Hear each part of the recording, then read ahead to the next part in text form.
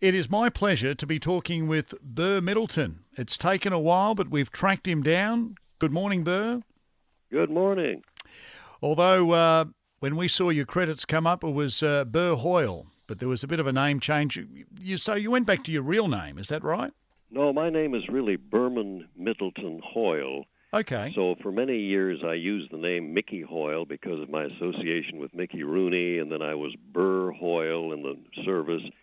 But I've been Burr Middleton for, well over 40 years now. Oh, okay. And what about the blue-eyed Cherokee? That's your signature. Well, I used to be the old Cherokee, but since I'm almost 75, I'm about 74 and a half these days, I figured to hell with that old stuff. Well, there's so much of your career that we could cover, and we will cover a little bit of the post-samurai days, but let's see if we can turn back to 50 years ago when you were working for, was it Far East Radio? We got that right? Or we were the Far East Network. We were the Armed Network. Forces radio service in Japan, and it was serving American forces overseas. This is the Far East Network, and this is Tokyo. And so was it Bill Ross came in and said, hey, I need some voice actors, and sort of grabbed you guys? No, here's the way it happened. I was late on the scene. I didn't get there until around July or August of '63, and the fellows who were working at the radio station had already been dubbing several years before I was dubbing. So they told me about these opportunities, and they were great opportunities for a serviceman because we did this all in our off-duty time, always on weekends. So it made a lot of money, and I don't mean to be braggadocio, but at one time, we were actually making more than the commanding general of all U.S. forces in Japan. Okay. Well, of course, we were paid in yen. Then you started to churn out the movies as well, so it wasn't just the Samurai, Phantom Agents, and a whole lot of stuff. Oh, we did so many films. In fact, we did some great films. We did the famous film that Kurosawa did called High and Low, which is a wonderful, wonderful film that starred Toshiro Mifune. Did you ever meet Toshiro Mifune? Oh, very. Oh, I was his English teacher for a while. Oh, okay. Mm-hmm. Fascinating. So Bill Ross was the one that recruited everyone? No, actually it was a man named George Reed, R-E-I-D. Bill Ross was an actor among us, and Bill Ross was not in the military. He was living what we call on the economy. So he was part of the acting troupe, and then he went on later on to form his own dubbing company, and then we got into a lot of other stuff at that particular point. But Bill Ross was writing the scripts, the English version scripts for the Samurai, and it got to be quite a task for him because you may remember we did over 155 half-hour episodes. So I took over the task of writing some of those scripts at that particular time, and the director originally was George Reed. Okay, George M. Reed to be specific. That's right. Yeah. The infamous one. Yeah, well, I saw his name come up in the credits. And did he ever go on to do anything in Hollywood, or was it mostly just based? No. As I said before, many of these people, believe it or not, had never been involved in show business at all until they got to the Japan. So how literal were the scripts when you translated from Japanese into English? Was there a bit of poetic license? Well, let me explain how this happens. First of all, they had to find someone who had an English background. Many times they would go to college students, Japanese college students who were learning English, and what they would do, they would look at the script and they would give a literal English translation, but usually it was pretty bad. And I had to look at that, Ross had to too, and then we had to actually work with a tape recorder. I remember it was an old reel-to-reel, and so in other words, in Japanese, and I'm not speaking Japanese now, I'm just doing this phonetically, if the actor would say, "Ora, mina," I would say something like, it'd come out of the top of my head. The English translation would say, "Why, you fool." Well, you can't say something like that because you know, they're dueling with swords. Yeah. So I'd come up with a line that had to sync with the lips. "Why, you no good." See what I'm saying? Yeah. Well, and then, oh my, there were just so many things that they could do on Japanese television in the English, I beg your pardon, in the Japanese language that didn't go so well in English. In other words, the censors would have a problem because remember, some of those sword fights were pretty bloody. I think there was So we'd have to soft pedal all of that. I'm sure that when it was shown on television in Australia, mid-'60s, there was edits for some of the scenes, for sure. Oh, there would have to be before they got down to Australia. Oh, sure. Because I notice, and the interesting thing is now that when we buy the series, we can actually hear back the Japanese version, the correct version. So you got the English and the Japanese. Well, here's something that you probably don't know, and I don't know whether any of the other actors knew either, the English actors. They didn't record that stuff. They went back into the studio and looped all of their lines. In other words, when they were out on location and they were speaking, we didn't have anything in the script, so we'd have to stop everything. In other words, what I'm trying to tell you is that their sync was way off, and sometimes their mouths would be closed, and yet dialogue was coming out of them. Well, that does explain a lot, Burr. And when I've watched it back, the syncing doesn't seem to be, spot on, and that would make a lot of sense. And in fact, some people, when you talk about the samurai, and they always have the joke about the lips moving and stuff like that. I said, look, there was times when the synchronization wasn't the best. I said, well, even theirs wasn't. But overall, you guys did a great job. I said this has just become an urban myth. It is not as bad as what you sit down and you watch the episodes, and it's pretty good. And considering, once again, we're talking about early 60s. I said so. Also, we were moving very, very quickly. We would do 5 episodes, 5 half-hour episodes in 2 days. That's impossible, but we did it. And I also noticed too, when you listen back to the Japanese and the translations, I think the boy Shusaku wouldn't always be saying Shintaro, but he'd be saying sir. So it seems like in Japan they might refer to someone older as sir, but you would have translated it as Shintaro. Well, for instance, there's a terminology in Japanese it's not that bad, but it's chikusho. It's very mean-spirited. Well, we couldn't actually, I'm not going to tell you the literal translation because we can't use that on the air. But if a warrior was facing, let's say, a group of people that he was going to have a sword fight with, that term would come, why those? Or if it was one man, he would say, why that? Yeah. But it was the 2 syllables. In other words, as long as you have your syllables lined up, you can say anything you want to. One of the most famous lines was always, Shintaro, prepare to die. It was always prepare to die. And I was waiting for that moment when he was going to say, oh, hang on, I'll just get my will together. I'll say goodbye to Tombe. Prepare to die. I wrote that line, as a matter of fact. It would be something like, Shintaro, prepare to die. Something like that. Now, you know all the names of the characters that I played. I don't, because that was 50 years ago. Well, we should mention that probably in what was the first season, there was the famous Genkoro. Yeah, Genkoro, the one with the little scar on, and quite a good-looking guy. So you did. Yes, he was. Yeah. You did his voice. And then I think you did many voices, but then in the Fuma Ninja series, of course, it was the great Tom Korzeniowski who did Fuma Kitaro, but you did the offside of the bald guy, if you remember him, who looked a bit like Yul Brynner. Yes. Well, Tom had a great thing going, and Tom will do that for you. Yeah. A great evil laugh. In fact, we all had to sort of brush up on our evil laughs because there were a lot of evil laughs on the Japanese soundtrack. You did, but and then you mentioned, and this is not a name I knew, and as I say, we're sort of jumping all over the place here, but we're staying still on the theme of the samurai. Mel Ballinger, you said, did Genshin. Mel Ballinger was a wonderful actor. He was our sports director, but he was also famous in Japan for doing the voice of Toshiro Mifune. Oh. He was the only American actor or English-speaking actor that did Mifune's voice in feature films. And he had been a professional broadcaster before he was in the military, but then he spent many, many years in the service. You must realize, since this was 50 years ago, that many of these gentlemen, including Mel, are no longer with us because in those days they were like in their mid to late 40s. So you would have been one of the young guys.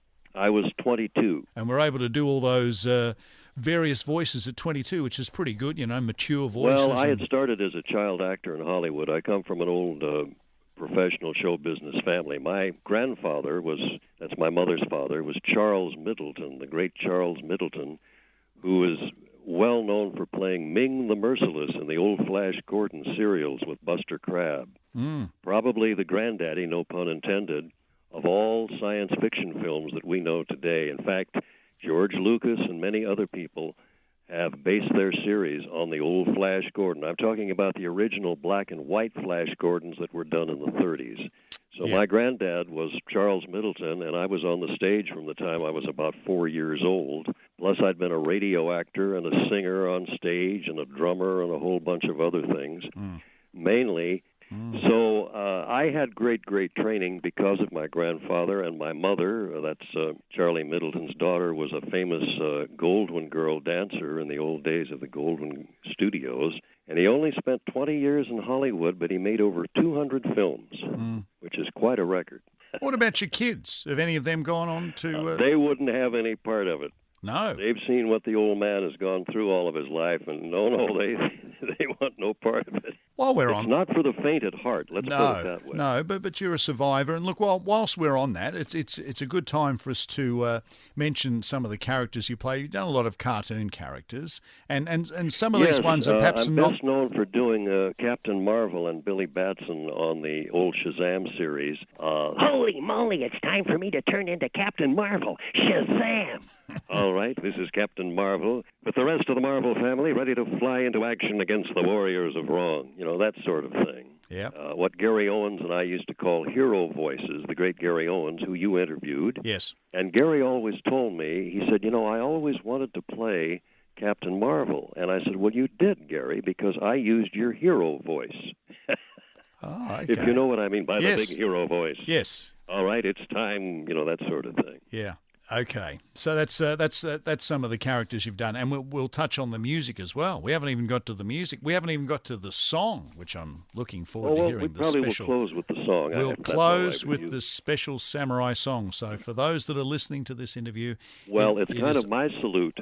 Yeah. To you wonderful folks down there, because without your help and without the popularity, the series would have gone nowhere. And we didn't know how popular it was down in Australia until the lead actor, remember, he made an appearance down there. Yes, that was late 1965, and he was just going to do some shows in Sydney, and then Melbourne said, no, we want him here, so they managed to reconfigure the schedule, and so he did, there was about 14 stage shows.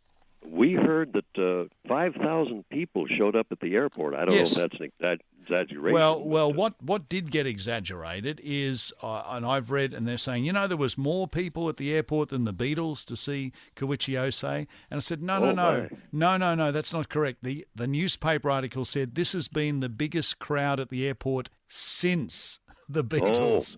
Since the Beatles. So the Beatles came out in 1964, and it was the same as in America. You remember when they toured in 1965, Ed Sullivan Show. We had to hide the Beatles over there when they came over the first time in Japan, because obviously we interviewed them, Armed Forces Radio, and we had to disguise them when we went out on the street to eat or something with them. Of course, they were great lads, as you well know, and they had already done the Ed Sullivan Show. I think they did the Ed Sullivan Show in America in 1964, and I believe their first Japanese appearance was either 1965 or 1966. I'm not really quite sure on that. No, you're right. I have seen them on stage, and the Japanese going crazy. You're thinking you can't even... Oh, well, we just put them in little costumes. A couple of them we put in military uniforms, and they were great fellows. So you interviewed them? Oh, sure. Wow. Oh, yeah, that was the great thing about that job over there with Armed Forces Radio. Any great celebrity who came to Tokyo, because, we were the American military, and we were the only outlet, as far as the English language is concerned, we were right there, right up front with our microphone. Also want to add that, as you can probably tell, that the budgets were not very large on the Samurai series.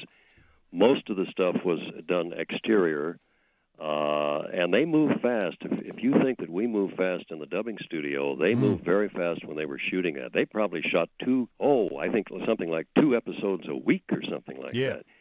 Because in Japan, I don't know how it is today, since I left there in 1969, but in Japan, they work right up until the last minute. There's none of this, union stuff, and we're going to knock off for some tea or something. They work 16, 18 hours a day, which now we've gotten into that habit here in America. But in those days, they just went for it.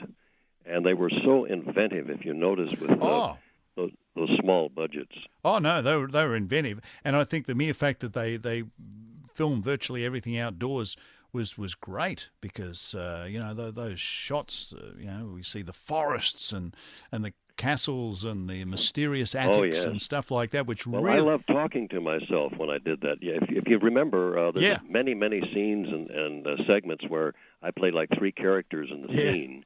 Yeah. And I'll tell you how we did it. We did not do those on separate tracks. We did those as, because I'm an old radio actor, as we used to do in radio. We would just, change the voice as you're standing at the microphone. And we had a little ballet going because I think we talked the other day, and I told you that those segments were not recorded under the greatest circumstances, and the equipment wasn't all that great. That's what I'm trying to tell you. Yeah. Yeah. And so we really had to be careful talking about being off mic and that sort of thing. We had to work it kind of like a ballet because we were actually only working, I think the top mics that we had were only 3. So sometimes we'd have like 7 or 8 people in a sequence. And we'd be working on, going each other's shoulder and that sort of thing on 3 microphones. And you even remember the name of the boy that did Shusaku's voice. Yes, his name was Richard Sherman. Yeah, the reason why I know that is because I gave him a snare drum. Among other things, I've also been a jazz musician all of my life, and I had some extra drums over there, and he was such a nice young man. He was only about 12 years old or something like that. So I gave him a snare drum, and he was very appreciative of that. Richard Sherman was his name. I thought he did a great job. Yeah, he did. But he was so fast because with his young mind, and he could get those lines down just in a matter of moments, while some of us were still struggling for the synchronization because, as you know, we couldn't go suddenly into one take until we had run those loops several times so that we knew where the sync was. Yeah. Then, as I mentioned also, when we found out that many times the sync was off, then we had to add a word, subtract a word, that sort of thing. You not only have to act, we actually took those mouth movements and everything right off of the screen from the corner of our eyes, and then we had to act and still be looking at the script at the same time.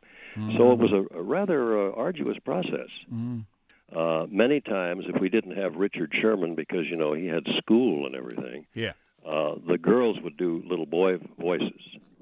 And we've lost Cliff, who provided the voice of Tom Bay, and he did a wonderful job. That was a really nice, friendly voice. We liked his voice. Oh, well, Cliff was great. He did all sorts of voices over there, and we just lost Cliff, unfortunately, 2 years ago. He was a very dear friend of mine, and whenever he visited America, we would have a great time. I'd take him down on Hollywood Boulevard, and I'd show him the old studios, and he was a great fan of classic Hollywood. Did you know that there was a new Samurai series after they wrapped up? No. Okay, so then they made 3 seasons of what they call a new Samurai series with a new actor, but they had some of the other actors and the music people and that involved, same director, but they didn't have. And then the actor who Tom always did was Binamatsu, and sure. So when he came into the 3rd season, but instead of Tom's, Shintaro, that really wonderful voice of Tom, it was sort of like I don't know. It's like, I'm gonna come and get you, Shintaro, and you're thinking, what? Oh yeah. No, that's not his voice. Bring back. Well, we didn't even know who did his voice. Well, there were a couple of times when I did Tombe when either Harrington was ill or something or whatever, but it was only maybe for 2 shows. Okay. I've always had kind of a knack for mimicry and that sort of thing, and I came as close as I possibly could. I knew the difference, but maybe a lot of people didn't.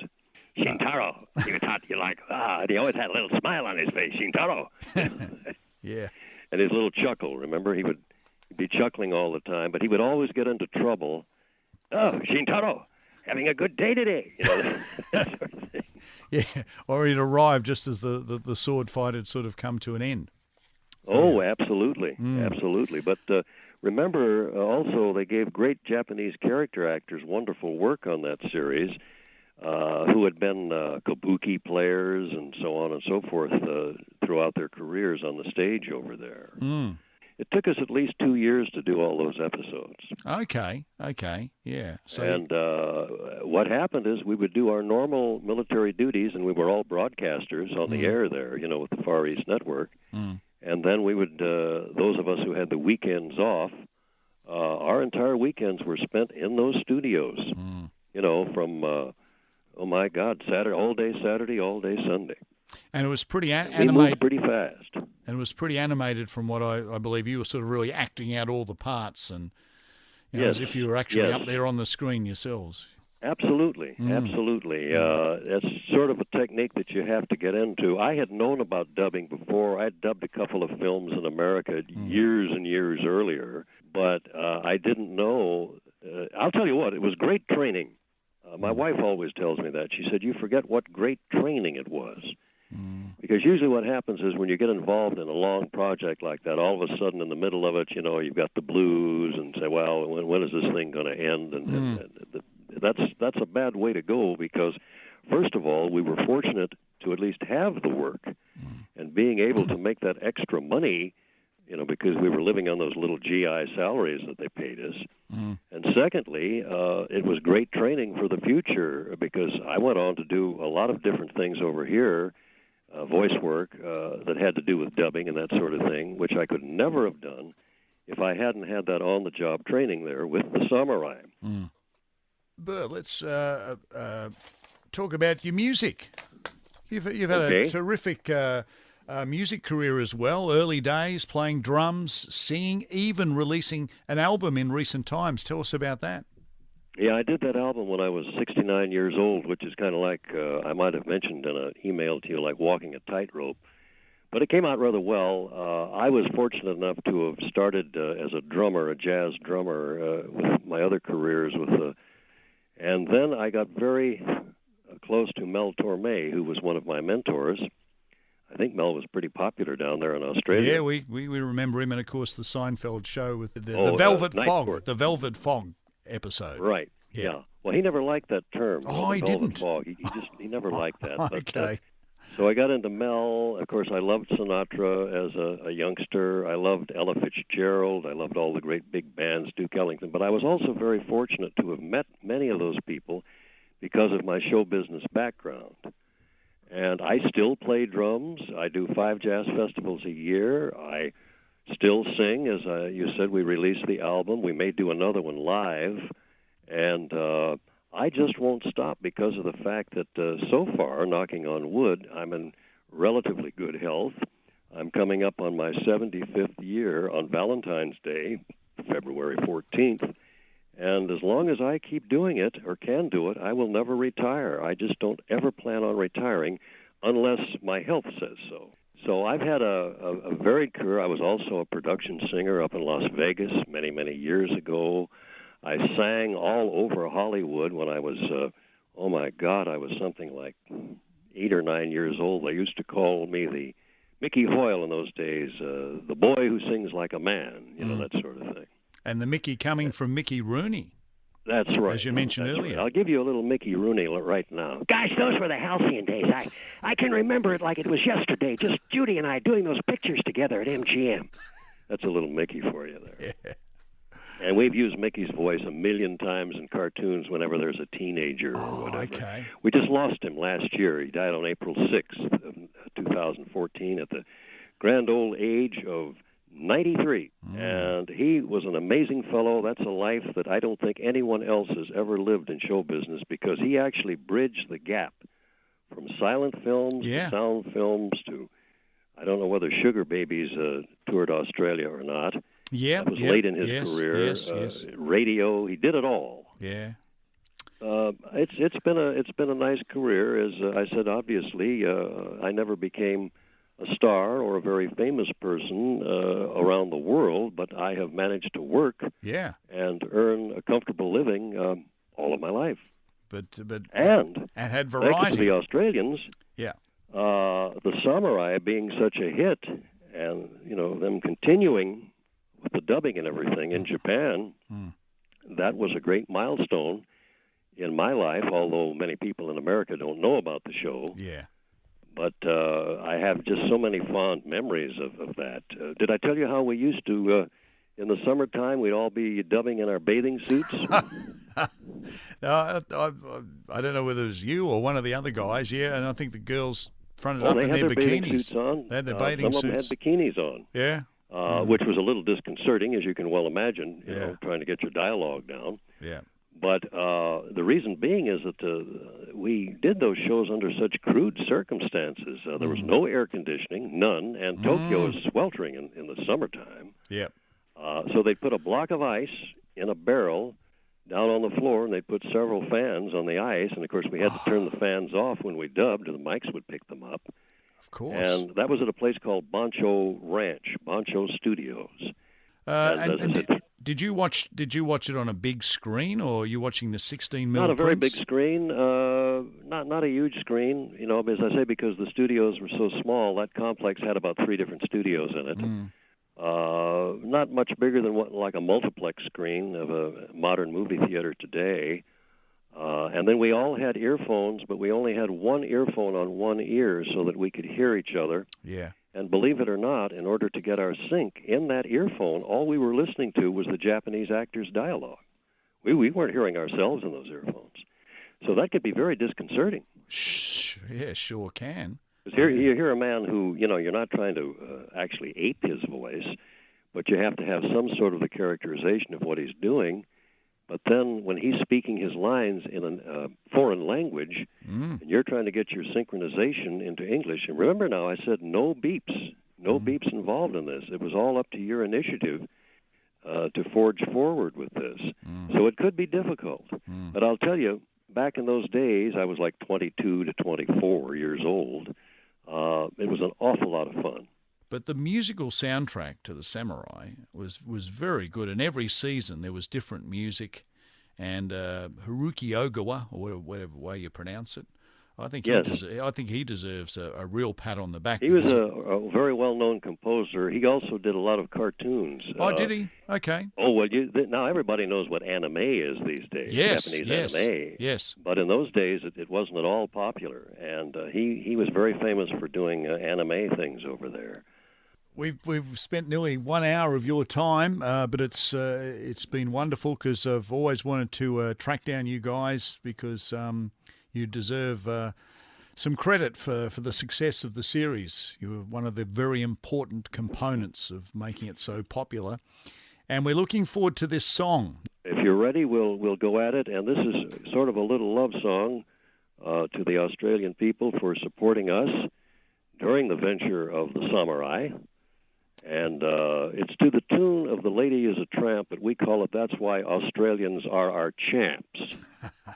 And Richard Rogers, the great Richard Rogers, wrote the music, and I threw the old lyrics away and came up with these lyrics. You tell me when you're ready. Okay. All right, I'll introduce you. Let's imagine we're on radio right now. Ladies and gentlemen, I'd like to introduce the wonderful voice of Burr Middleton and a tribute to Samurai fans down under.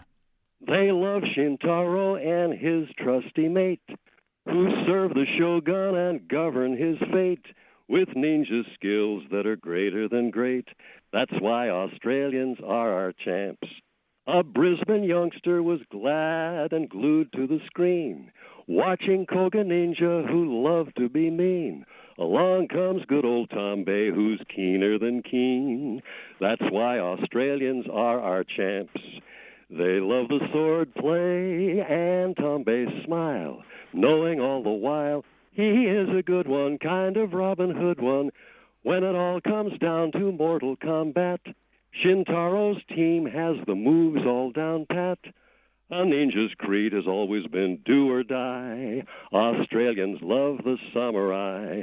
Us Tokyo dubbers were mostly Yanks who all gave thanks to a young crowd who made us proud to be of service, lip sync and all.